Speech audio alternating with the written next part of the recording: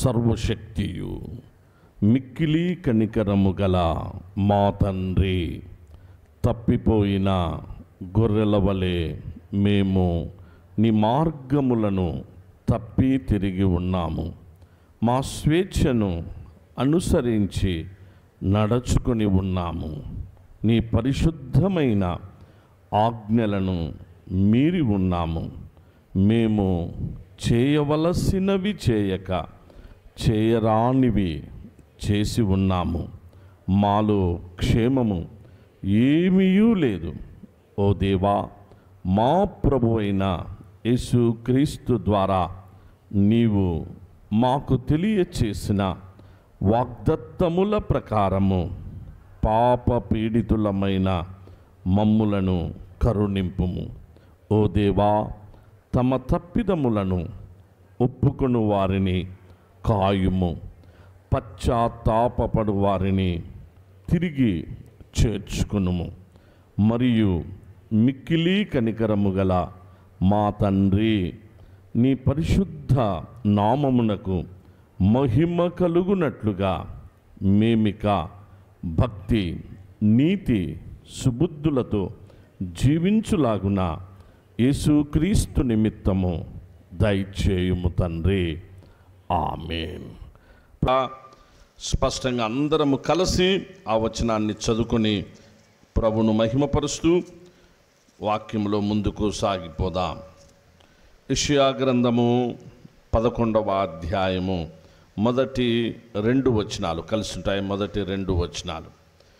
యెషయి మొద్దు నుండి చిగురు పుట్టును, వాని వేరుల నుండి అంకురము ఎదిగి ఫలించును. యెహోవా ఆత్మ జ్ఞాన వివేకములకు ఆధారమగు ఆత్మ, ఆలోచన బలములకు ఆధారమగు ఆత్మ, తెలివిని యెహోవా ఎడల భయభక్తులను పుట్టించు ఆత్మ అతని మీద నిలుచును. యెషయి మొద్దు నుండి చిగురు పుట్టును, వేరుల నుండి అంకురము ఎదిగి ఫలించును. ఫలించినప్పుడు ఏం జరుగుతుంది? ఫలించినప్పుడు ఏం జరుగుతుంది? 6వ వచనము నుండి ప్రియులారా, 6 నుండి అలా 10వ వచనం వరకు చదువుదాం. 6 నుండి 10 వరకు. తోడేలు గొర్రెపిల్ల యొద్ద వాసము చేయును, చిరుతపులి మేకపిల్ల యొద్ద పండుకొనును. దూడయు కొదమ సింహమును పెంచబడిన కోడెయు కూడుకొనగా బాలుడు వాటిని తోలును. ఆవులు ఎలుగులు కూడి మేయును, వాటి పిల్లలు ఒక్కచోటనే పండుకొనును. ఎద్దు మేయునట్లు సింహము గడ్డి మేయును. పాలు కుడుచు పిల్ల నాగుపాము పుట్ట యొద్ద ఆట్లాడును. మిడినాగు పుట్ట మీద పాలు విడిచిన పిల్ల తన చెయ్యి చాచును. నా పరిశుద్ధ పర్వతమందంతటా ఏ మృగమును హాని చేయదు, నాశనము చేయదు. సముద్రము జలముతో నిండి ఉన్నట్టు లోకము యెహోవాను గూర్చిన జ్ఞానముతో నిండి ఉండును. ఆ దినమున ప్రజలకు ధ్వజముగా నిలుచుచుండు యెషయి వేరు చిగురు నొద్ద జనములు విచారణ చేయును. ఆయన విశ్రమ స్థలం ప్రభావము గలదగును. ఆ దినమున ప్రజలకు ధ్వజముగా నిలుచుచుండు యెషయి వేరు చిగురు నొద్ద. దయచేసి నూతన నిబంధనలో ప్రవేశించక ముందు దీనికి ఒక్క నిమిషం దీని యొక్క అర్థాన్ని ప్రియ సంఘమా అందరూ గమనించండి. యెషయి మొద్దు నుండి చిగురు పుట్టుట, చిగురు అనేటువంటి మాట, వేరుల నుండి అంకురము ఎదిగి ఫలించుట, అంకురము, చిగురు, అంకురము, ఫలించుట. దీని హీబ్రూ భాషలో నెజర్ అంటారు. హీబ్రూ భాషలో నెజర్ అని అంటారు పిల్లరా. నెజర్ అనేటువంటి మాట ఫలించుట, పుష్పించుట, ఫలించుట, పుష్పించుట. ఆంగ్లో సాక్సికన్ వర్డ్ అయినటువంటి లెంట్ అనేటువంటి పదం, ఇది కూడా ఫలించుట, పుష్పించుట అర్థం. నెజర్ అనేటువంటి మాట ఫలించుట, పుష్పించుట. యెషయి మొద్దు నుండి అందులోనే నజరేతు అనేటువంటి నజరేతు అనే మాటకు ఫలించుట, పుష్పించుట, రక్షించున్నది మరో అర్థం. రక్షించున్నది 3 అర్థాలు వస్తాయి నజరేతు అనే మాటకు. ఈ నజర్ అనేటువంటి పదములో నుంచే నజరేతు అనేటువంటి ఊరు, గ్రామము తర్వాత కాలాల్లో దానికి ఆ పేరు పెట్టబడింది, ఆపాదించబడింది. దయచేసి ఇది అలా హృదయంలో భద్రపరచుకొని ఇప్పుడు రండి నూతన నిబంధనలో మన టెక్స్ట్ ఒక వచనాన్ని చదువుకొని ముందుకు సాగిపోదాం. ఫిలిప్పీలకు రాసిన పత్రిక పౌలు గారు మన టెక్స్ట్ 2వ అధ్యాయము, ఫిలిప్పీ పత్రిక 2వ అధ్యాయము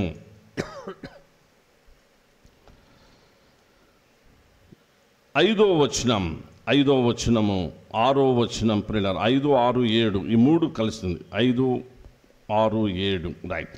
క్రీస్తు యేసునకు కలిగిన ఈ మనస్సు మీరును కలిగి ఉండుడి.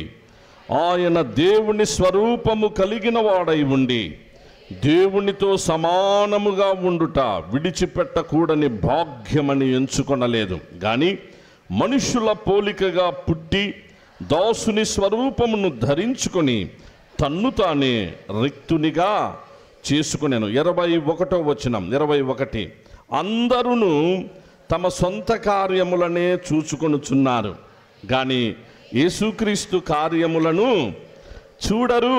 మరొకసారి చదువుదాం ప్రియులారా. అందరూ తమ సొంత కార్యములనే చూచుకొనుచున్నారు, కానీ యేసుక్రీస్తు కార్యములను చూడరు. రైట్.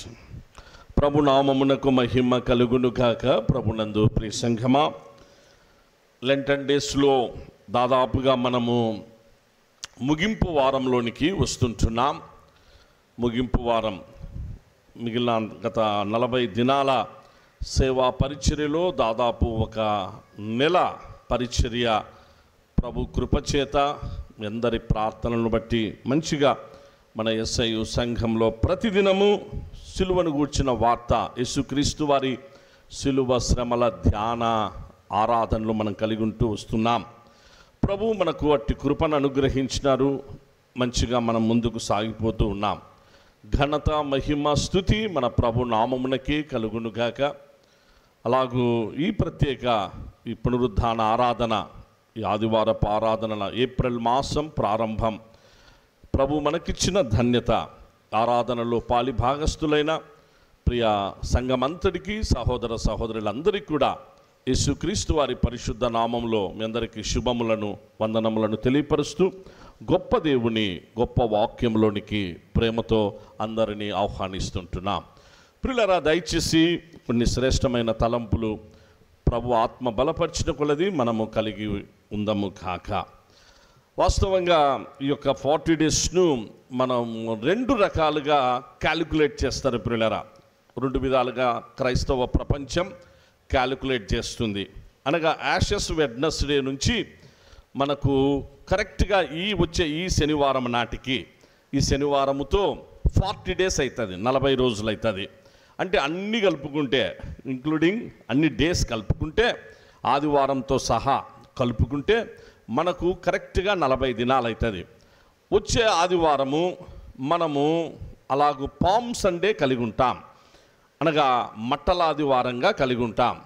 యేసుక్రీస్తు వారు అలాగూ హోసన్న స్తుతిగాన ప్రశంసలతో మొట్టమొదటిసారి ఆయన తన్ను తాను నేనే మెస్సియానని పబ్లిక్ డిక్లరేషన్, అఫీషియల్ డిక్లరేషన్, అలాగూ యెరూషలేం పట్టణములో అనేక లక్షల మంది మధ్యలో ప్రభు ఆరాధించబడుట, ప్రభు ప్రకటన చేయుట, అట్టి జయోత్సవంతో దాని గురించినటువంటి ప్రత్యేక సెలబ్రేషన్ మనము వచ్చే వారం కలిగి ఉంటాం. అక్కడి నుంచి మనకు ప్యాషన్ వీక్ మొదలవుతుంది, అనగా హోలీ వీక్ మొదలవుతుంది. మన యొక్క ఆరాధనలు అనగా వాక్య పరిచర్యలు కూడా ఒక్కొక్క రోజు ఒక్కొక్క దాని గురించినటువంటి ప్రత్యేక అంశాలపైన ధ్యానం చేసుకుంటాం. సిలువను గూర్చిన వార్త అది మనకు ప్రధానమై అది అన్నిటిలో ఇమిడి ఉంటుంది. సిలువ అన్నిటిలో ఇమిడి ఉంటుంది. యేసుక్రీస్తు అన్నిటికీ కేంద్రం, ఆయనే అన్నిటికీ ఆధారం గనుక ఆయనను గురించిన, సిలువను గురించిన విషయాలు ఉంటాయి. కాకపోతే కొన్ని ప్రత్యేక అంశాలపైన ఆ వారము వర్తమానాలు ఉంటాయి. ఆ ప్యాషన్ వీక్ కారణం. ఆ హోలీ వీక్ను కూడా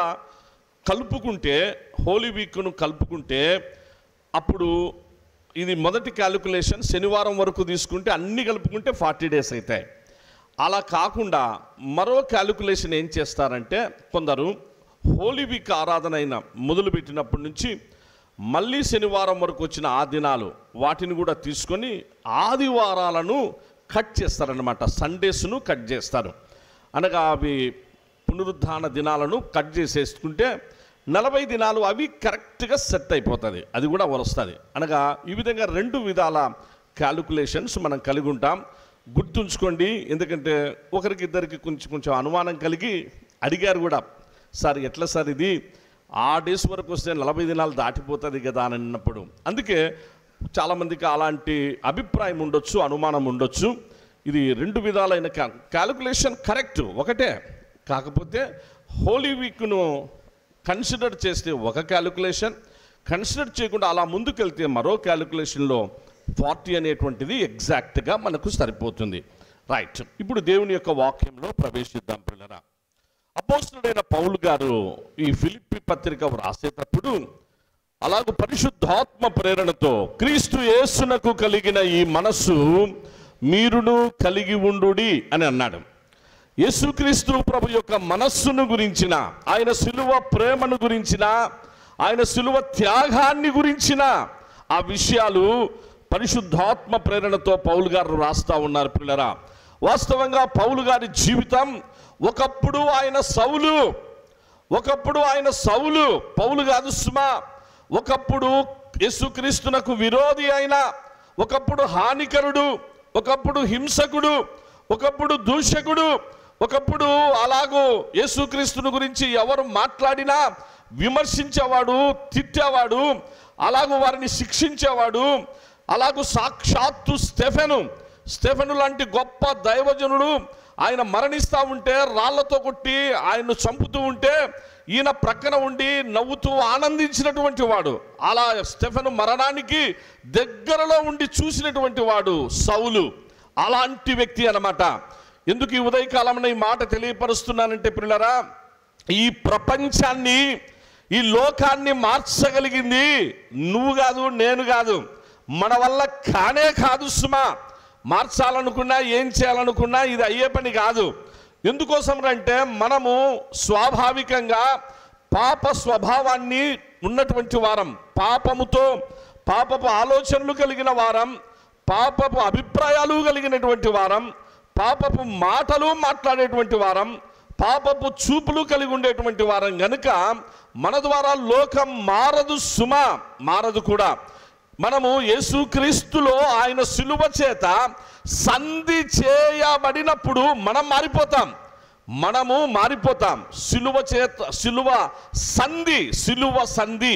శిలువ విలువను అనేటువంటి మాటలు ధ్యానం చేసుకుంటూ వస్తున్నాం మనం. శిలువ ద్వారా మనకు విలువ ఎలా వ్యక్తిగత జీవితాలకు పెరిగిందో, శిలువ ద్వారా మన కుటుంబ జీవితాలకు విలువ ఎలా వచ్చిందో, శిలువ ద్వారా సంఘానికి ఎలాంటి విలువ వచ్చిందో, శిలువ ద్వారా లోకం ఎలా విలువను పొందిందో తెలుసుకుంటూ నేర్చుకుంటూ వస్తున్నాం. శిలువ సంధి ద్వారా మన జీవితాలు మార్చబడినప్పుడు అప్పుడు మనము ఇతరులను ప్రభు దగ్గరికి నడిపించడానికి ఒక సాధనమైతాం అంతే. కానీ మార్చగలిగిన శక్తి ఆ డునామిస్, సిలువను గూర్చిన వార్తయే, సిలువే యేసుక్రీస్తు ప్రభువే. అందుకే లోకానికి శరణు, ఈ ప్రపంచానికి, ఈ లోకానికి కళ్యాణం దేని ద్వారా జరుగుతుందంటే పిల్లరా, సిలువ ద్వారా మాత్రమే అది సాధ్యం. అందుకే ఎక్కడైనా వేరే కొన్ని మంచి పుస్తకాలలో, ప్రపంచంలో కొన్ని పుస్తకాలు ఉంటాయి, పుస్తకాలలో సహజంగా మంచి మాటలు రాసినటువంటివి కూడా కొన్ని ఉంటాయి. ఆ మంచి మాటలు రాసినటువంటివి అంత మాత్రాన దేవుని వాక్యం అని నేను చెప్పడం లేదు సుమా. అది దేవుని వాక్యము, అది కెననైజ్డ్, అవి inspired by the holy spirit అని చెప్పడంలే. కొన్ని మంచి మాటలు ఉంటాయి. ఇప్పుడు ఫర్ ఎగ్జాంపుల్ ఒక చిన్న మాట జ్ఞాపకం చేసుకుందాం. అసతోమ సద్గమయ అంటాం, తమసోమ జ్యోతిర్గమయ, మృత్యోర్మ అమృతంగమయేతి అని అంటాం. ఈ మాట మనకు బైబిల్లో కనిపిస్తుందా? లేదే. కానీ ఎక్కడ యూనివర్సిటీస్కి వెళ్ళినా, మన ఎస్కే యూనివర్సిటీకి వెళ్ళండి, ఎస్వి యూనివర్సిటీకి వెళ్ళండి, ఎక్కడైనా మన తెలుగు యూనివర్సిటీస్లో, దాదాపు హిందీ యూనివర్సిటీస్లో కూడా హిందీలో రాసింటారు అసతోమా సద్గమ, సాంస్క్రిట్లో రాసింటారనమాట. తెలుగులో కూడా ఇవన్నీ రాసింటారు. అలాగూ చిన్నప్పుడు మన పిల్లలకు టీచర్స్ స్కూల్లోనే నేర్పిస్తారు, ప్రారంభంలో ప్రార్థన నేర్పిస్తారు, అసతోమా సద్గమయ అని. అవి మంచి మాటలు. ఏంటి? ఒక భక్తుడు ప్రార్థన చేస్తున్నాడు. దాని అర్థం ఏంటంటే ప్రియులారా, ఆ భక్తుడు ప్రార్థన చేస్తున్నాడు. ఏమని ప్రార్థన చేస్తున్నాడంటే అసతోమా సద్గమయ అన్నాడు. భయభక్తులతో విధేయతతో పలికిన మాట. దాని అర్థం ఏంటంటే, ఓ దేవా, నేను చెడులో ఉన్నాను, నన్ను మంచిగా నడిపించు, చెడులో ఉన్న నన్ను మంచిలోనికి నడిపించు ఓ దేవా అని ప్రార్థన చేయడం. అదే అసతోమా సద్గమయ అంటే అర్థం. రెండవది తమసోమా జ్యోతిర్గమయ అంటే, ఓ దేవా, నేను చీకట్లో ఉన్నా, నన్ను వెలుగులోనికి నడిపించు.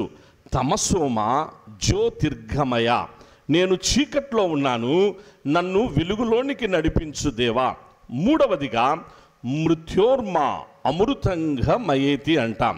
అంటే, ఓ దేవా, నేను మరణంలో ఉన్నా, చావులో ఉన్నా, నన్ను జీవములోనికి నడిపించు అని ఒక భక్తుడు చేసిన ప్రార్థనే ఆ యొక్క శ్లోకం అన్నమాట.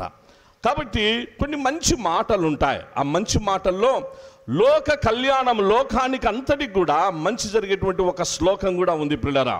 సర్వ పాప పరిహారో రక్త ప్రోక్షణం అవశ్యం, తద్రక్తం పరమాత్మేన పుణ్యదహాన బలియాగం అని ఒక మంచి శ్లోకం ఉంది సాంస్క్రిట్లో. ఆ శ్లోకం అర్థం ఏంటంటే, లోకానికి కళ్యాణం, లోకానికి మేలు, లోకానికి రక్షణ, లోకానికి ఆశీర్వాదం, లోకానికి మంచి ఎప్పుడు జరుగుతుంది? సర్వ పాప పరిహారో రక్త ప్రోక్షణం అవశ్యం. అంటే లోకం పాపముతో నిండిపోయింది, లోకం అక్రమముతో నిండిపోయింది, అన్యాయంతో నిండిపోయింది, అతిక్రమముతో నిండిపోయింది. ఇలాంటి పాడైపోయిన లోకం, ఈ పాడైపోయినటువంటి లోకానికి, ఈ అక్రమముతో ఉన్న లోకం, పాపముతో ఉన్న లోకం ప్రక్షాళన చేయబడాలి అని అంటే రక్త ప్రోక్షణం అవసరం. అది సర్వ పాప పరిహారో రక్త ప్రోక్షణం అవశ్యం అంటారు. అది అవశ్యం. అది ధర్మశాస్త్రములో మోషే గారు రాసినటువంటి ధర్మశాస్త్రములో కూడా ఏం చెప్తుందంటే, there is no remission of sins without shedding of the blood అని ఉంటుంది అనమాట. అనగా రక్తము చిందింపకుండా పాప క్షమాపణ కలుగా నేరదు అని చెప్పేసని. అందుకోసమే ప్రియులారా, రక్త తర్పణం అవశ్యం. పాపం పోవాలి, ప్రక్షాళన జరగాలి, అలాగూ మనలో మార్పు రావాలి అని అంటే రక్త ప్రోక్షణం అవశ్యం. లోకానికి, ప్రపంచానికి, వ్యక్తిని గురించి, ఒక సమాజాన్ని గురించి, ఒక దేశాన్ని గురించి వ్రాయబడిన పలుకు కాదు నైనా అది. అయితే ఏ రక్తం కావాలి? కోడెల రక్తమా, కోళ్ళ రక్తమా? అలాగూ మానవులమైన మనం అదే ఆపనే చేస్తున్నాం. ఒక గ్రామానికి మంచి జరగాలి అని అంటే ఆ గ్రామానికి పట్టిన పీడ, అందుకు పట్టినటువంటి ఆ యొక్క ఆ పురుగులు, ఆ చేలు ఫలాలు, అవన్నీ కూడా పాడి పంటలు మంచిగా బాగుండాలి అని చెప్పేసానంటే, మా గ్రామం 2-3 సంవత్సరాల నుంచి ఇట్లా దరిద్రం అయిపోతుంది, కాబట్టి మాకు మంచి జరగాలి, గ్రామ దేవతకు మేము ఇది చేయాలి అని చెప్పేసానని అలాగూ రక్తాన్ని ప్రోక్షిస్తూ, అలాగూ కోడల రక్తాన్ని, కోళ్ళ రక్తాన్ని ఆ విధంగా చిందిస్తారు. గ్రామ పెద్దలందరూ కూడా కలిసి ఆ కార్యక్రమాన్ని చేసుకుంటారు. ఎందుకంటే అది జరిగితే వాళ్లకు మంచి జరుగుతుందని, ఆ క్షామం అది పోతుందని, ఆ పీడ విరగడైపోతుందని, మంచి జరుగుతుందన్న ఒక విశ్వాసం. ఇది ఎక్కడికి మూలం వచ్చింది? మూలము ధర్మశాస్త్రములో, మూలము దేవుని యొక్క వాక్యము పలికిన మంచి మాటలు అవి ప్రియులారా అక్కడి నుంచి పాటిస్తూ ఉన్నారు. కానీ ఆ పాటించేటువంటి విధానము సరి అయినటువంటిది కాదు. కాబట్టి ఎన్ని చేసినా అది మంచి జరగడం లేదు. ఏమి విషయం అనంటే, కోడెల రక్తముతో కోళ్ళ రక్తంతో ఆ విమోచన అనేటువంటిది లేదు ప్రియులారా, లేదు. వాక్యం చాలా స్పష్టంగా law clearly states there is no remission of sins without shedding of the blood, not the blood of the birds and animals. ఆ పక్షులు జంతువుల యొక్క రక్తం కాదు సుమా. ఎవరి రక్తం? మనిషి రక్తమా? కాదే. మనిషి రక్తం కూడా పాపముతో నింపబడిందే. అలాగూ ఆ రోజు చెప్పిన మాట వినకుండా పోనీ ఒక జంతువును తీసుకుందామా? జంతువు ఒకప్పుడు ఏదేను తోట, ఇప్పుడు బాగా వినండి పిల్లరా, కొంచెం లోతైన విషయాలు.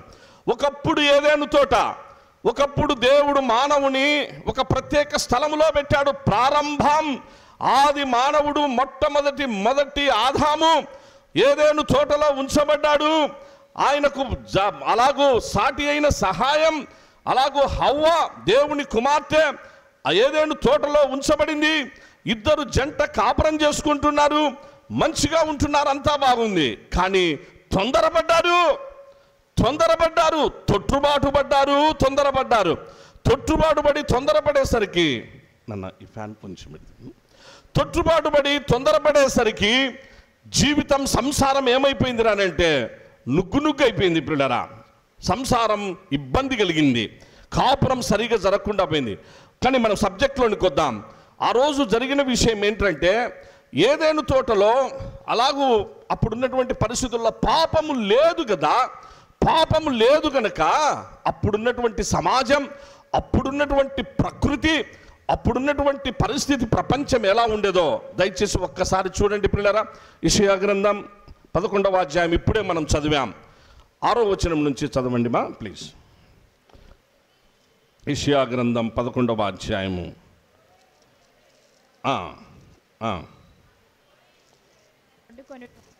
దూడయు కొదమ సింహమును పెంచబడిన కోడయు కూడుకొనగా బాలుడు వాటిని తోలును. ఆవులు ఎలుగులు కూడిమేయును, వాటి పిల్లలు ఒక్కచోటనే పండుకొనును. ఎద్దు మేయినట్లు సింహము గడ్డి మేయును. ఇది అక్కడ అయిపోదమ్మా. ఏంటంటే ఎద్దు మేయునట్లు సింహము గడ్డి మేయును. ఇది చాలా విచిత్రంగా లేవు ఈ మాటలు. ఏనా సింహం గడ్డి మేస్తుందా? సింహం గడ్డి మేస్తుందా? ఇప్పుడు సింహం ఆహారం ఏంది? ఇప్పుడు సింహం యొక్క దాని మెనూ ఏంటి? ఇప్పుడున్న పరిస్థితి ఏంటి? గడ్డి అసలు టచ్ చేస్తుందా? కానీ సింహం గడ్డి మేస్తుంది. దేవుని వాక్యం చెప్పింది సుమా. ఒకప్పుడు అలాగే ఉండేది. బాగా వినండి, కొంచెం లోతైన విషయం, జస్ట్ మళ్ళీ ముందుకు సాగిపోదాం. ఒకప్పుడు పరిస్థితి అలాగే ఉండేది. పాపము లేని దినం, ఆదాము హవ్వలు మొట్టమొదటి మానవుడు దేవుని అలాగూ స్వరూపములో పోలికలో కలగజేయబడిన జంట, వారు ఆ విధంగానే ఉండేవారు. వారున్న ప్లేస్లో సింహం అలా పక్కనే పండుకొని ఉంటుంది, చిరుతపులి అక్కడనే ఉంటుంది, అలా ఆవులు పక్కనే ఉంటాయి, ఎద్దు అన్ని ప్రక్కనే ఉంటుంది, అలాగూ పాము అది కూడా మిన్నాగులు అవి కూడా అలా తిరుగుతూ ఉంటాయి. అంటే పరిస్థితులు ఎలా అని చెప్పేసానంటే, వాటికి పాపం అంటే లేదు గనక, తెలియదు గనక, సృష్టిలో ఆ యొక్క పాపం వల్ల వచ్చు భయంకరమైన ప్రకృతి వికృతిగా మార్చబడలేదు గనుక అంతా మంచే. ఆ సమయంలో ఒకరినొకరు తినాలనేటువంటిది, అందరికీ ఆహారము. ఆదాము హవ్వలకు కూడా మొట్టమొదటి ఫుడ్ ఎత్తి దేవుడు చెప్పింది, మాంసం తినమనిచ్చాడు. వెజ్జా నాన్ వెజ్జా? వెజిటేరియనే కదమ్మా. ఫస్ట్ వెజిటేరియన్ దేవుడు మొట్టమొదట ఆదాము హవ్వలకు. అక్కడ ఉన్నటువంటి వాటన్నిటికి కూడా వెజిటేరియన్ పిల్లరా. సింహము కూడా ఏదేను తోటలో అక్కడ ఉన్నటువంటి ప్రక్కన ఉన్న పరిస్థితులలో గడ్డి మేసేది. గుర్తుపెట్టుకోండి, గడ్డి మేసేది. సింహం గడ్డి మేసేది ఒకప్పుడు.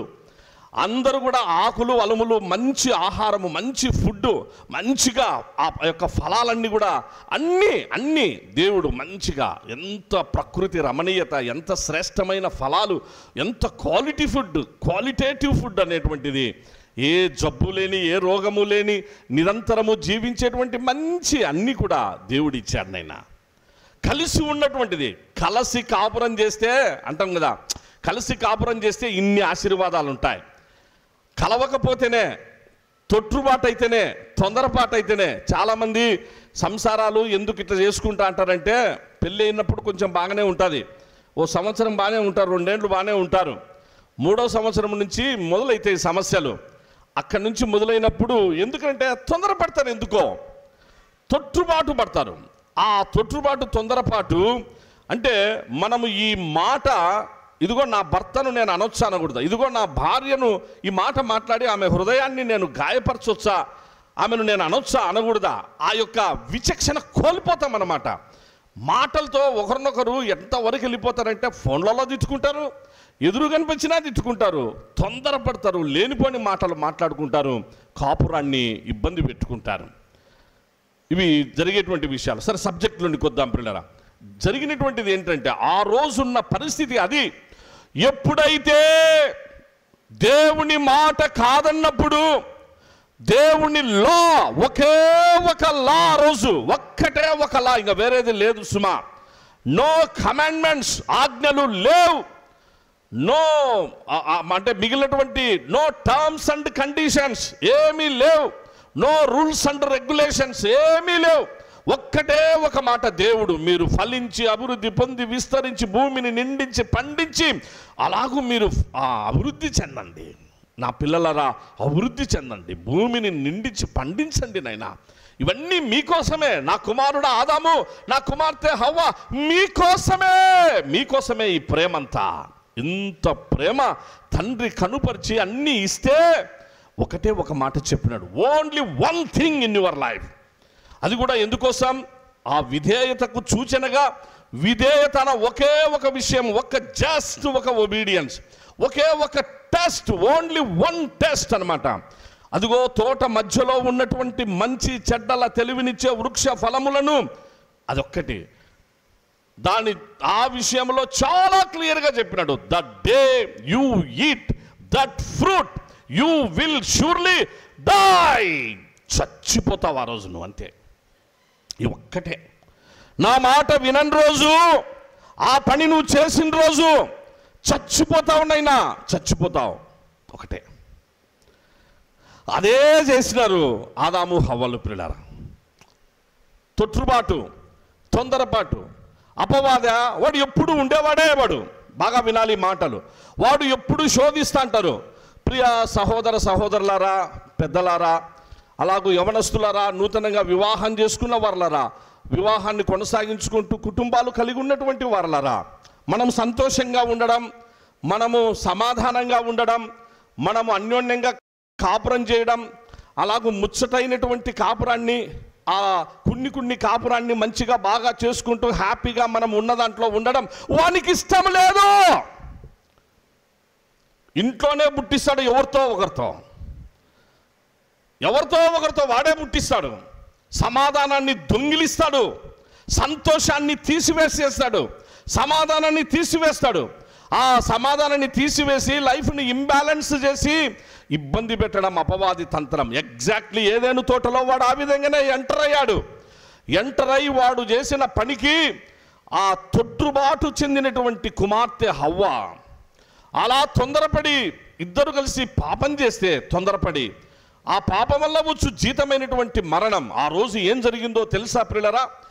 ఎప్పుడైతే ఆదాము హవ్వలు ఆ పండు తిన్నారో, తిన్న వెంటనే ఇమ్మీడియట్గా వాళ్ళ కళ్ళు తెరవబడ్డాయి. ద ఫస్ట్ అక్కడ వాళ్ళ కన్నులు తెరవబడను. ఏంటి అంటే, అంతకుముందు కన్నులు ఏ విధంగా ఉండేది? పరిశుద్ధతతో. ఫిలిప్పీ పత్రికలో 4 అధ్యాయాలు ఉంటాయి. ఫిలిప్పీ పత్రిక 4 అధ్యాయాల్లో పౌలు గారు ఆ విషయం అంటారు, పరిశుద్ధత, శాంక్టిఫికేషన్. ఎప్పుడు శాంక్టిఫికేషన్ వస్తుంది? మొదటి అధ్యాయము సఫరింగ్ను గురించి మాట్లాడతాడు, సిలువ శ్రమలను గురించి మాట్లాడతాడు. సఫరింగ్ జీవితంలో అలాగూ నీ సిలువను నువ్వు ఎలా ఎత్తుకొని ముందుకు వెళ్ళాలో మాట్లాడతాడు పౌలు గారు. 2వ అధ్యాయము సిలువ నువ్వు తెలుసుకున్నప్పుడు సిలువ దగ్గర నువ్వు ఒబీడియన్సే ఉంటుంది నాయన, సబ్మిషన్ ఉంటుంది. గర్వం, అహంకారం నువ్వు ప్రదర్శిస్తున్నావు, ఇంకొకటి చేస్తున్నావు అంటే సిలువ నీకు అర్థం కాలే. సిలువ విలువ అసలు నీకు తెలియదు అని చెప్పేసి అన్నట్టుగానే. అలాగూ 2వ అధ్యాయము క్రీస్తు యేసునకు కలిగిన ఈ మనస్సు మీరును కలిగి ఉండుడని ఎందుకంటున్నాడంటే సబ్మిషన్ 2వ అధ్యాయం. 3వ అధ్యాయము ఎప్పుడైతే సబ్మిషన్లోనికి వస్తావో నీ జీవితంలో unspeakable and glorious Joy of salvation, the assurance of salvation నీ సొంతమవుతుంది. నీ సొంతమవుతుంది సాల్వేషన్, నీ సొంతమవుతుంది. సాల్వేషన్ నీవు సొంతమైతే నీ కుటుంబం ధన్యం. సాల్వేషన్ నీ సొంతమైతే నీ వ్యక్తిగత జీవితం ధన్యం. సాల్వేషన్ నీ సొంతమైతే సంఘమా ధన్యురాలవు, వధువు సంఘమవుతావు. ఎప్పుడు సాల్వేషన్లోనికి వస్తామో పరిశుద్ధాత్మదేవుడు పరిశుద్ధతలోనికి శాంక్టిఫికేషన్లోనికి నడిపిస్తాడు. అది 4వ అధ్యాయం. 1వ అధ్యాయం సఫరింగ్, 2వ అధ్యాయము సబ్మిషన్, 3వ అధ్యాయము సాల్వేషన్, 4వ అధ్యాయము శాంక్టిఫికేషన్ గురించిన విషయాలు. ఇది పరిశుద్ధతను గురించి. కరెక్ట్గా ఆ రోజు అదే జరిగింది. ఎప్పుడు పరిశుద్ధత కోల్పోయినారో, తొట్టుబాటు కలిగి తొందరపాటు కలిగి మోసపోయిన జీవితం, కన్నులు తెరవబడ్డాయి. కన్నులు తెరుచుకొని చూసే లోపల ఆదామును హవ్వ చూసినాడు. హవ్వ చూసింది, హవ్వను ఆదాము చూసినాడు. చూస్తే దరిద్రత, చూస్తే దిగంబరత్వం, చూస్తే అసహ్యత, చూస్తే ఏంటేంటో ఘోరం. తట్టుకోలేకపోయినారు. మళ్ళా ఒక తొందరపాటు, మరొక తొందరపాటు, చెట్ల చాటుకు వెళ్ళిపోతారు, పరిగెత్తుకుంటూ వెళ్ళిపోతారు. దిగంబరత్వాన్ని, సిగ్గును, అవమానాన్ని, ఆ అసహ్యతను భరించలేక చెట్ల చాటుకు వెళ్ళిపోయి గబగబ ఆకులు తీసుకుంటారు. ఎక్కడి నుంచి వచ్చింది పాడు తెలివి? ఎక్కడి నుంచి వచ్చింది సొంత తెలివి? ఆ ఆకులన్నీ తీసుకొని కుట్టుకోవడం మొదలు పెడతాడు. కుట్టడం నీకెవరు నేర్పించినారు నైనా? అక్కడ మొదలైంది. మంచి చెడ్డల తెలివినిచ్చే వృక్ష ఫలాన్ని తింటే ఇట్లే ఉంటుంది, గుర్తుపెట్టుకోండి. ఆ రోజు నేర్పినటువంటి, అనగా ఆ పండులో నుంచి వచ్చిన ఆ పాప ఫలాలు, అందులో నుంచి వచ్చినటువంటి జ్ఞానం లోక సంబంధమైనటువంటి జ్ఞానం, లోక సంబంధమైన ప్రకృతి సంబంధమైనటువంటి జ్ఞానం, శరీరానుసారమైన జ్ఞానం. శరీరానుసారమైన మనసు అంటే ఇట్లే ఉంటుంది. చెట్ల చాటుకు పరిగెత్తుకుంటూ పోవడం, అలా ఆటోమేటిక్గా పరిగెత్తడం, ఆకులు తీసుకోవడం, కుట్టుకోవడం, కట్టుకోవడం. ఎంతసేపు ఉంటుంది? సూర్యుడు వచ్చానే ఒక అర్ధగంటకు మళ్ళీ ఆకులు ఎండిపాయి. నీ మానం ఎట్లా పోయి, నీ యొక్క అవమానం ఎక్కడికి పోతుంది? తట్టుకోలేను. ఇదంతా చూసిన ఆ రోజు జరిగిన విషయం ఏంటంటే, కళ్ళు తెరవబడిన మరో నిమిషం, ప్రియులారా బాగా వినండి, నిన్న ఏం జరిగిందో తెలుసా? ప్రకృతి ఒక్కసారి వికృతి అయిపోయింది నాయనా. ప్రకృతి వికృతి అయిపోయింది. సింహం గర్జించింది ఆ రోజు. చిరుతపులి అలాగూ గాండ్రించింది ఆ రోజు. ఏనుగు ఘీంకరించింది ఆ రోజు. అలాగూ నెక్స్ట్ మిగిలిన ఎలుగుబంట్లు, మిగిలినటువంటి ప్రకృతిలో వికృతి ప్రారంభమైంది. గచ్చ పొదలు, ముళ్ళ చెట్లు అన్ని పుట్టాయి. వికృతి పుట్టింది ఆ రోజు. ప్రకృతిలో వికృతి పుట్టింది ఆ రోజు.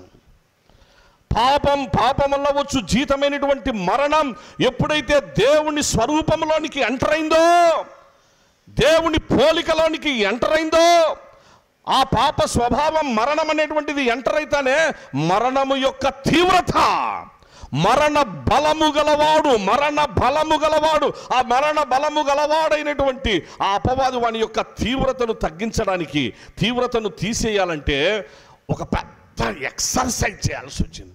ప్రకృతి వికృతి అయిన వేళ ఇంకా గొర్రెపిల్లలు మిగిలినటువంటి ఏ సాధు జంతువులు మిగలనైనా ఆ రోజు మొదలైంది. నాన్ వెజ్ మొదలైంది. ఒకటినొకటి చంపుకొని తినడం. కొన్ని దినాలకు మానవులు వాళ్ళ జీవితాల్లో మాంసాహారాన్ని, నాన్ వెజ్కి అలవాటు పడ్డారు. నాన్ వెజ్ అయితే ఇక్కడ ఒక ప్రశ్న, మీరు ఇప్పుడైతే నాకేం ఆన్సర్ వద్దు, మీరు ఆలోచన చేసి మీరు మంచిగా వెజ్జా నాన్ వెజ్జా మీరే చెప్పాలా. ఎగ్ అనేటువంటిది వెజ్జా నాన్ వెజ్జా తర్వాత చెప్పండి. ఆ రోజుటికి ఎగ్ ఉంది, దేవుడు ఎగ్గు పుట్టించినాడు. ఆ రోజుటికి చేపలు ఉన్నాయి, ఆ రోజుటికి సముద్రం ఉంది, నదులు ఉన్నాయి, దేవుడు అన్ని పుట్టించినాడు. ఏదే తోటలోకి కూడా మంచి నదులు వారుతాండాయి, మంచి చేపలు బాగా తిరుగుతూ ఉన్నాయి, అన్ని రకాల మంచి ఫిష్ అన్ని తిరుగుతూ ఉన్నాయి. వెజ్జా నాన్ వెజ్జా తినమన్నాడా లేదా? తినమన్నాడు. మరి అది వెజ్జా నాన్ వెజ్జా ఇంక మీరు చెప్పాలి. ఎప్పుడంటే బాగా ఆలోచన చేసుకొని గబక్కిన అనగాకండి. అందుకే అదే తొందరపాటు అంటే. తొట్టుపాటు వద్దు, తొందరపాటు వద్దు. తొందరపడి ఏదైనా మాట్లాడితే దాన్ని మళ్ళీ వెనక్కి తీసుకోవాలంటే చాలా కష్టం నైనా. అందుకే ఒక మాట మాట్లాడేటప్పుడు ముఖ్యంగా భార్యాభర్తలు సంసార జీవితంలో, ముఖ్యంగా సంఘము పరిచర్యల్లో ఏదైనా ఒక మాట మాట్లాడేటప్పటికీ చాలా జాగ్రత్తగా ఉండాలి. మళ్ళీ ఆ మాట దాన్ని తీసుకునేదానికి మళ్ళీ చాలా కష్టపడాలి, ఎంతో ఎక్సర్సైజ్ చేయాల్సి వస్తుంది. చాలా జాగ్రత్తగా సంసార విషయంలో, కుటుంబ విషయంలో జాగ్రత్త, రెండవది సంఘము పరిచర్యల్లో జాగ్రత్త. ఓకే, నెక్స్ట్ సబ్జెక్ట్లోనికి వద్దాం. అలా ఆ రోజు ప్రారంభమైనటువంటి కాలక్రమంలో వెంటనే అనగా ఆ రక్తాన్ని, మాంసాన్ని, వీటిని గురించిన విషయాలు వస్తే దేవుడే తన మనసు మార్చుకున్నాడు. అప్పుడు ఆయనే అన్నాడు, సరే నాన్ వెజ్ మీరు తినండి, కానీ రక్తం జోలికి పోవద్దు. ఏమి తినాలో ఏమి తినకూడదో దేవుడే ఆయన ఒక క్రమం పెట్టినాడు. తినకూడనటువంటివి క్రమం ఇచ్చినాడు, తినవాటిని దేవుడే చెప్పినాడు.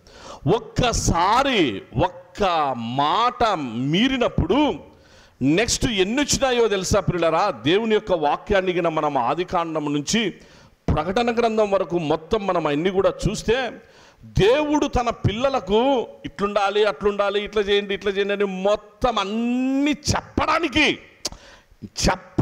నేర్పించడానికి కొన్ని అయితే అది గ్రంథస్థం చేయడానికి ఆజ్ఞల గ్రంథస్థం చేసినాడు, ధర్మశాస్త్రమా గ్రంథస్థం చేసినాడు, అలాగూ 5 కాండాల వ్రాయించినాడు, చట్టమా వ్రాయించినాడు. ఇదంతా చేసేదానికి 16,032 ఆజ్ఞలు, దగ్గర 16,032 టర్మ్స్ అండ్ కండిషన్, 16,032 శాసనాలు, 16,032 విధులు, 16,032 కట్టడలు, 16,032 అంటే ఈ విధంగా మనం చెప్పుకుంటూ పోతే ఏదైనా కావచ్చు.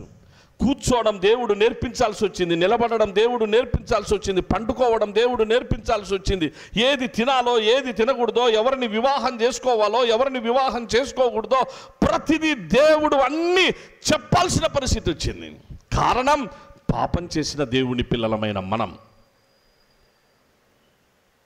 వాక్యంలో అందుకే అన్ని నియమ నిబంధనలు వచ్చాయి పిల్లరా.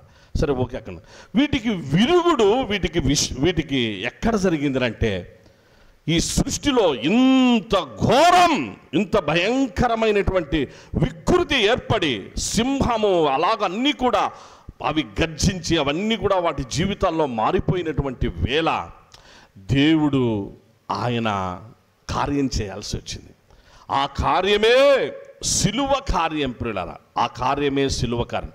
ఒక్క మాట చదువుకొని లా విషయంలో మళ్ళీ మనం లా దగ్గరికే వెళ్దాం. ఆ ఒక్క మాట చదువు, ఎందుకంటే చాలా ఉంది ఎక్స్ప్లెనేషన్, కాకపోతే మనము ఇంకొక 10 నిమిషాల్లో ముగించుకోవాలి కనుక ఇక్కడ తెలుసుకొని ఈ వారం అంతా మనము పరిచర్యలు కదా, ఈ వార పరిచర్యలో ప్రతిరోజు వర్తమానాల్లో తెలుసుకుందాం రండి. లా మనకేం చెప్పింది, చట్టం ఏం చెప్పింది, దేవుని వాక్యపు చట్టం. హెబ్రీ పత్రిక దయచేసి రండి, 9వ అధ్యాయము. హెబ్రీ పత్రిక 9వ అధ్యాయం 16-17 వచనాలైనా. 9వ అధ్యాయం 16-17. మరణ శాసనం ఎక్కడ ఉండినో అక్కడ మరణ శాసనం రాసిన వాని మరణము అవశ్యము. ఆ శాసనము రాసిన వాడు మరణము పొందితేనే అది చెల్లును. అది వ్రాసిన వాడు జీవించుచుండగా అది ఎప్పుడైనను చెల్లునా?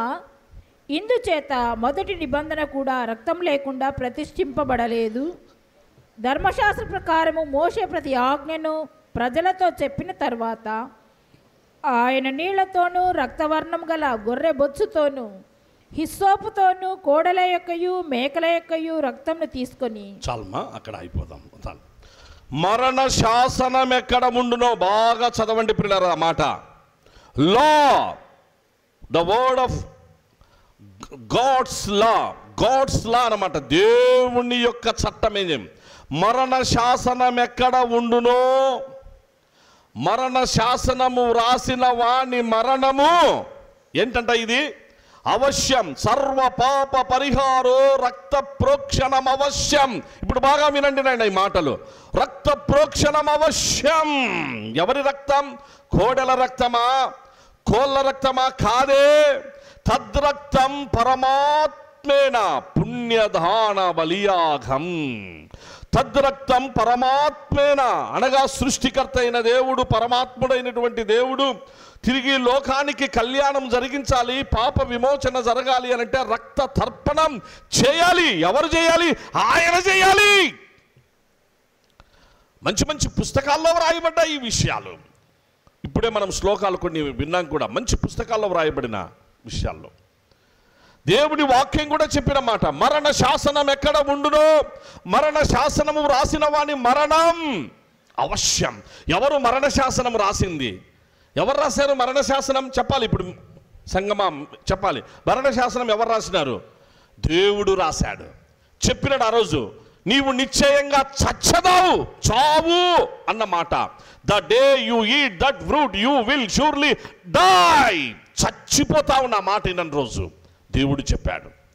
ఆ చావు అనే మరణం అనేటువంటిది లోకంలోనికి ఎంటర్ అయిపోయింది. ఇప్పుడు వీళ్ళు చేసిన అతిక్రమాన్ని బట్టి, ట్రాన్స్గ్రెషన్ ఆఫ్ లా అనగా ఆజ్ఞను అతిక్రమించడం అన్నమాట. దేవుని పిల్లలు ఆదాము హవ్వలు, transgression of law is nothing but sin and the wages of sin is death. అదే జరిగింది, చట్టం, లా అదే జరిగింది పిల్లరా. ఇప్పుడు జరిగినటువంటి దీనికి విరుగుడెక్కడా? ఈ లోకానికి విమోచన ఎక్కడా? లోకానికి మళ్ళా మంచి ఎప్పుడు, కళ్యాణం ఎప్పుడు జరుగుతుంది? వేరే దేని ద్వారా జరగదే, ఒకే ఒక కార్యం ద్వారా. తద్రక్తం పరమాత్మైన పుణ్యదాన బలియాగం. నపుణ్యో దాన ధర్మచ్చ నకర్మచ్చ పుణ్యం భవేత్, నపుణ్య ప్రాణధనచ్చ జగత్పుణ్యం నహి నహి అని అంటాడు. ప్రాణధనచ్చ వేరే దానాలు చేయడం కాదు సుమా. దానాలు చేయడం మంచిది, గుడ్. ఇతరులకు సహాయం చేయడం మంచిది, గుడ్. తద్వారా పరలోకానికి, నిత్య జీవానికి, స్వర్గానికి పోతామంటే మాత్రం కరెక్ట్ కాదు. అలా చేసి మంచిదే నీ జీవితంలో. నపుణ్యో దాన ధర్మచ్చ నకర్మచ్చ పుణ్యం భవేత్, నపుణ్య ప్రాణధనచ్చ. నువ్వు ప్రాణదానం ఎవరు చేశారు? ప్రాణదానం ఈ లోకంలో ప్రాణదానము ఒక్కరే చేశారు నాయన. యేసుక్రీస్తు ప్రభు ఒక్కడే చేశాడు. యేసు ప్రభు ఒక్కరే ప్రాణత్యాగం చేసింది. సాక్షాత్తు దేవుడు, దేవుని కుమారుడు ఆయన కార్యం చేసినాడు. ఫిలిప్పీలకు రాసిన పత్రిక 2వ అధ్యాయంలో ఆ మాటలే ఉంటున్నాయి. 5, 6, 7 వచనాలు చదవండి. నిన్న సాక్షాత్తు దేవుని కుమారుడు యేసుక్రీస్తు ప్రభు ఏం చేశాడు ఇక్కడ? క్రీస్తు యేసునకు కలిగిన ఈ మనస్సు మీరును కలిగి ఉండుడి. చదవండి నిన్న. ఆయన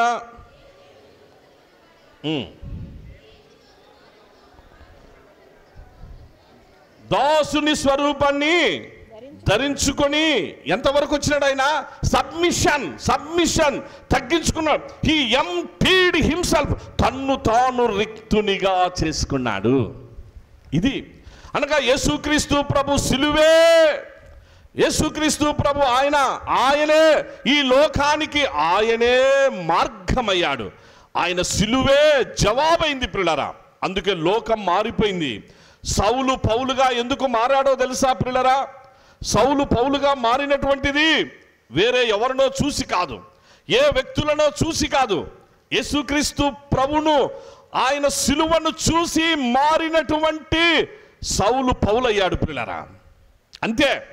అనగా అంత హానికరుడు, హింసకరుడు, దూషకుడు, చంపడానికి సిద్ధపడిన వాడు, అనేకులను చంపడానికి అధికారం పొందినటువంటి వాడు, దమస్కు మార్గములో గర్వంతో, అహంకారముతో వెళ్ళిపోతున్నవాడు, ధర్మశాస్త్రాన్ని ఆపోసనం పట్టినటువంటి వాడు, గమలియేలు పాదాల దగ్గర నేర్చుకున్నటువంటి వాడు, గ్రేట్ స్కాలర్, ఫిలాసఫర్. కానీ వెళ్ళిపోతున్నాడు.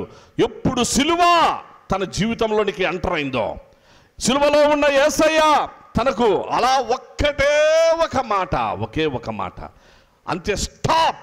సౌలు పౌలైపోయాడు ప్రియులారా.